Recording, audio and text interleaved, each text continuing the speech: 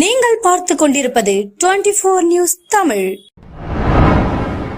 பழனியில் தமிழக வெற்றிக் கழகம் சார்பாக ரமலான் மாதத்தை முன்னிட்டு பரிசு பொருட்கள் மற்றும் நலத்திட்ட உதவிகள் வழங்கும் விழா நிகழ்ச்சி நடைபெற்றன. திண்டுக்கல் மாவட்டம் பழனி மதினா நகர் பகுதியில் புனித ரமலான் மாதத்தை முன்னிட்டு தமிழக வெற்றிக் கழகம் சார்பாக இஸ்லாமியர்களுக்கு ரமலான் பரிசு பொருட்கள் மற்றும் நலத்திட்ட உதவிகள் வழங்கும் விழா நிகழ்ச்சி நடைபெற்றன. இந்நிகழ்வில் சிறப்பு அழைப்பாளர்களாக மாவட்ட செயலாளர் கார்த்திக் ராஜன், மாவட்ட இணை செயலாளர் விஜய் சிவா, மேற்கு மாவட்ட செயற்குழு உறுப்பினர் பழனி பாலன் மற்றும் விழாவில் முகமது இக்பால், கோழி சித்திக், முகமது இத்ரீஸ், அபுதாகீர், ஆஷாத், சாந்து முகமது, கார்த்திகேயன், வலசுதுரை, லட்சுமிகாந்தன் உள்ளிட்ட நிர்வாகிகள் மற்றும் தொண்டரணி வர்த்தக அணி நிர்வாகிகள் கலந்து கொண்டு 300 இஸ்லாமிய சகோதர சகோதரிகளுக்கு ரமலான் பரிசு பொருட்களை வழங்கினர்.